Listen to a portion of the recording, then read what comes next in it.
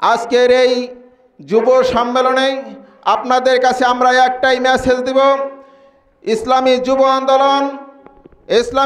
আন্দোলন বাংলাদেশ এই প্রতিষ্ঠা বার্ষিকীতে আমরা ঘোষণা দিতে চাই।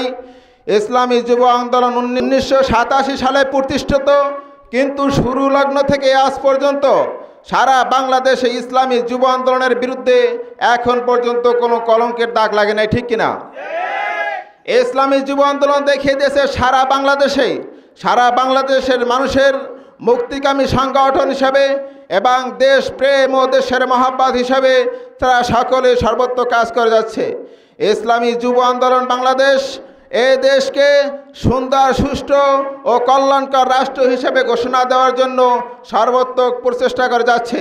তারই ধারাবাহিকতায় বাংলাদেশের যে এই পরিস্থিতি মোকাবেলা করার জন্য আমরা যে পীর সাহেব হুজুরে আমাদেরকে যেই নির্দেশনা দিয়েছেন, সেই নির্দেশনা অনুযায়ী ইসলামী আন্দোলন আমরা সামনে এগিয়ে যাচ্ছি। তো বাংলাদেশ একটি কল্যাণকর রাষ্ট্র হিসেবে ঘোষণা করার জন্য আমরা যে কয়েকটি 7টা দাবি তুলেছি, তার মধ্যে প্রধান 3টা কারণ হিসাবে আমাদের এই যুব সম্মেলনে আমরা তুলে ধরব ইনশাআল্লাহ। এখানেই এই দেশকে কল্যাণকর রাষ্ট্র হিসেবে পরিচালনা করার জন্য এ দেশকে সংস্করণ করতে হবে এবং বিচারের আওতায় এনে বিচার সংস্করণ করতে হবে এবং পিআর পদ্ধতি রাষ্ট্র ঘোষণার জন্য এদেশের কর্মসূচি বাস্তবায়ন করতে হবে। এদেশের বিচার বিভাগ সংস্কারের জন্য আমরা যে প্রস্তুতি দেখেছি, আসলে কিছুটা ভালো হলেও অনেকগুলা প্রভাব প্রশক্তির কারণে বিষয়টা কার্যক্রম দেখা যাচ্ছে না। আমি অনুরোধ করব সকল প্রশাসনের এবং উপদেষ্টা ও রাষ্ট্র প্রশাসনকে যে বিচার বিভাগগুলা সংস্কার করা না হওয়া পর্যন্ত যে সুলভ অপশক্তি এখনও আপনাদের বিচার বিভাগকে জিম্মি করেছে, এদেশের মানুষ আসলে এখন পর্যন্ত কোনো নিরাপত্তায় এখনও বৈষম্যহীনতায় ভুগছে।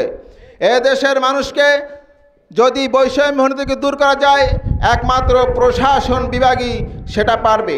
কারণ প্রশাসন এর আগেও যে ক্ষমতা দেখিয়ে দিয়েছে স্বৈরাচারের বিরুদ্ধে, তাকে প্রায় 15 বছর পর্যন্ত স্বৈরাচার টিকে রেখেছে প্রশাসন, ঠিক কিনা? তো প্রশাসন যদি স্বৈরাচার টিকে রাখতে পারে, এ দেশকে মুক্তিকামী করার জন্য প্রশাসন অগ্রভূমিকা রাখবে আশা করি। এদেশের পিআর পদ্ধতি নির্বাচন, আসলে অনেক নেতারাই বলে যে পিআর কি বুঝি না, খায় না, মাথায় দেয়। আসলে তারা সবই বোঝে। পিআর হলে এ বাংলাদেশ একটি বৈষম্যহীনতা থাকবে। পিআর হলে বাংলাদেশ মানুষের অগ্রাধিকার সব ফিরে পাবে। পিআর পদ্ধতি নির্বাচন হলে সকল মানুষ তাদের মতামত প্রকাশ করতে পারবে। পিআর পদ্ধতি কি? পিআর পদ্ধতি নিয়ে আসলে আমাদের এখানেই অনেক মূল্যবান কথাবার্তা হবে, যারা আমাদের প্রধান বক্তা এবং বিশেষ বক্তারা সকলে তুলে ধরবেন। পিআর এমন একটি নির্বাচন থাকবে যে সকল দলের মতামত ওখানে প্রকাশ করতে পারবে। পিআর নির্বাচন হলেই এ দেশ সকল দল মত নির্বিশেষে কাঁধে কাঁধ মিলে বাংলাদেশকে সামনের দিকে এগিয়ে নিয়ে যেতে পারবে। বাংলাদেশের বিচার বিভাগ থেকে সব ধরনের বৈষম্যহীনতাকে দূর করার জন্য আমরা ইসলামী যুব আন্দোলন, ইসলামী আন্দোলন, মুজাহিদ কমিটি সকল ধরনের এই সংগঠনকে নিয়ে সামনে এগিয়ে এদেশের মানুষকে, আসলে আমরা জানি সারা দেশের মানুষ ইসলাম প্রিয় মানুষ, তারা বলতে পারে না, আসলে মুখকে তাদের রুদ্ধ করে রাখা হয়েছে। এখান থেকে মানুষকে সরিয়ে এনে তাদের মতামত প্রকাশের জন্য ইসলামী আন্দোলন সুযোগ করে দেবে ইনশাআল্লাহ।